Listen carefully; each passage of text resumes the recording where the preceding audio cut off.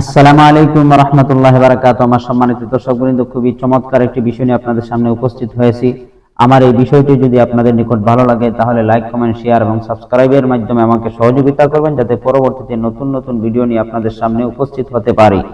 সুপ্রিয় দর্শকবৃন্দ, আল্লাহ পাক রব্বুল আলামিন কোরআনে কারীমের সূরা নূরের 27 নম্বর আয়াতের মধ্যে বলেন, ইয়া আইয়ুহাল্লাযীনা আমানু লা তাদখুলু বুয়ুতান গায়রা বুয়ুতিকুম হাত্তা তাস্তানিসু ওয়া তুসাল্লিমু আলা আহলিহা।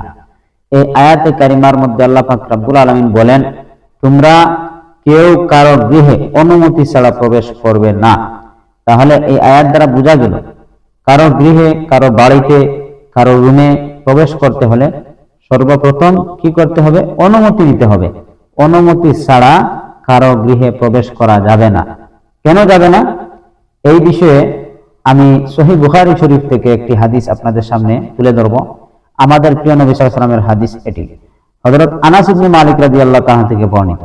আমাদের প্রিয় নবী সাল্লাল্লাহু আলাইহি ওয়াসাল্লাম যখন কারো সঙ্গে কোনো কথা বলতেন, তখন বোঝানোর উদ্দেশ্যে ওই কথাটিকে তিনি 3 বার বলতেন, এবং কারো গৃহে, কারো বাড়িতে, কারো বাসায় প্রবেশ করলে বা প্রবেশের অনুমতি চাইতে হলে তিনি 3 বার সালাম করতেন।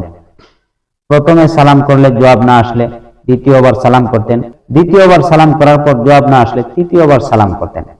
এইভাবে তিনি অনুমতি নিতেন এবং অনুমতি ক্রমে কারো গৃহে, কারো বাসায়, কারো বাড়িতে প্রবেশ করতেন।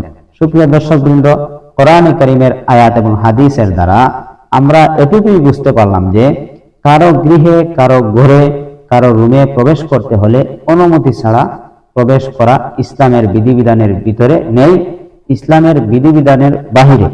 তাই আমরা মুসলমান হিসাবে সদা সর্বদা চেষ্টা করব, কারো গৃহে, কারো বাসায়, কারো ঘরে প্রবেশ করতে হলে সর্বপ্রথম আমরা অনুমতি নিব। যদি অনুমতি পাই তাহলে প্রবেশ করব, অনুমতি না পেলে আমরা আস্তে করে চলে যাব।